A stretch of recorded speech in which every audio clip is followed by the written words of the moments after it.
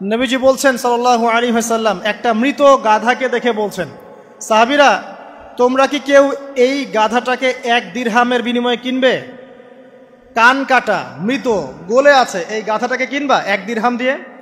সাহাবীরা বলছেন, মাংনা দিলেও তো কিনবো না। ইয়া রাসূলুল্লাহ, যদি ফ্রিও কেউ দেয়, বিনামূল্যে দেয়, তাও তো নিব না।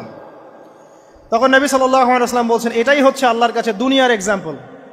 ওই মৃত গাধা তোমাদের কাছে যতটা না ইম্পর্টেন্ট, যতটুকু মূল্য রাখে, আল্লাহর কাছে এই দুনিয়া তার চেয়েও কম মূল্য রাখে।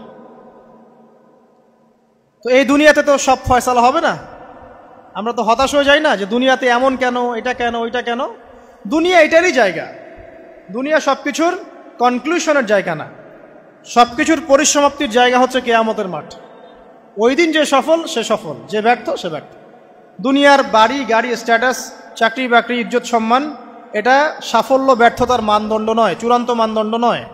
চূড়ান্ত মানদণ্ড কি? ফামান যুহজিহা আনিন নার ওয়া উদখিলাল জান্নাহ ফাকাদ ফাজ। যাকে জাহান্নাম থেকে বাঁচানো হবে, জান্নাতে প্রবেশ করানো হবে, পুলসিরাত পার হতে পারবে, এই একমাত্র ব্যক্তি সফল। তো সাফল্যের সংজ্ঞাটা জেনে রাখবেন, তাহলে আপনি দুনিয়াতে হতাশ হবেন না ইনশাআল্লাহ তাআলা। এবার কি হলো, যখন আদম আলাইহিস সালাম সমস্ত নাম শিক্ষা দেওয়া সমস্ত নাম বলে দিলেন, এখানে নাম মানে কিন্তু খালি নাম নয়, জ্ঞান বলে দিলেন, তখন আল্লাহ রাব্বুল আলামিন ফেরেশতাদেরকে বললেন, তোমরা সবাই এখন আদমকে সিজদা করো। ওয়া ইয কুলনা লিল মালাইকাতি ইসজুদু লি আদম। আল্লাহ পাক এবার বলছেন, আমি সমস্ত মালায়েকাকে বললাম তোমরা আদমকে সিজদা করো। ফাসাজাদু, সবাই সিজদা করলো, ইল্লা ইবলিস, ইবলিস সিজদা করলো না। কেন করলে না? ইবলিসকে বলা হচ্ছে, ইয়া ইবলিস মা মানাকা আল্লা তাসজুদা ইয আমারতুক।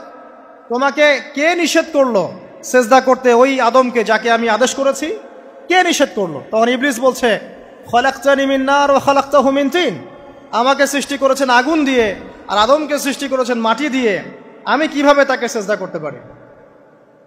ইবলিস বলতে চাইলো যে আপনি যে বলছেন আদমকে সিজদা করো, আদম তো মাটির তৈরি, আমি তো আগুনের তৈরি, তাহলে আপনি ভুল বলছেন। নাউজুবিল্লাহ। আগুন কেন মাটির সামনে নত হবে?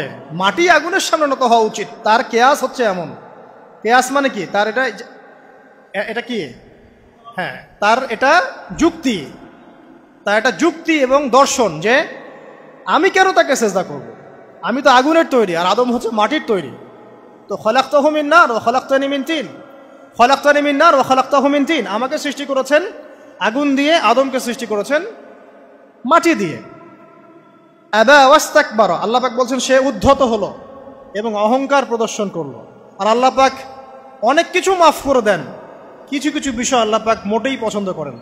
তার মধ্যে একটা হচ্ছে অহংকার, তার মধ্যে একটা হচ্ছে শিরক, তার মধ্যে একটা হচ্ছে অন্যের হক নষ্ট করা, তার মধ্যে একটা হচ্ছে আদম সন্তানকে হত্যা করা, তার মধ্যে একটা হচ্ছে বৃদ্ধ বয়সে ব্যভিচার করা, তার মধ্যে একটা হচ্ছে মুরতাদ হয়ে যাওয়া। ওই যে খ্রিস্টান হয়ে যাচ্ছেন না, খালি মরেন তারপর বুঝবেন, খালি মালাকুল মউত আসুক তারপর বুঝবেন।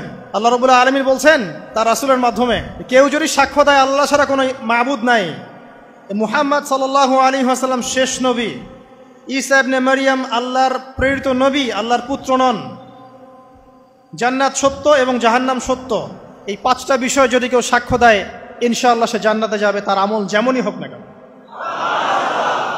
টাকার বিনিময়ে, চাকরির বিনিময়ে, সমাজসেবার নামে আর চিকিৎসার নামে ইমান বিক্রি করে ফেললেন, সুবহানাল্লাহ সুবহানাল্লাহ।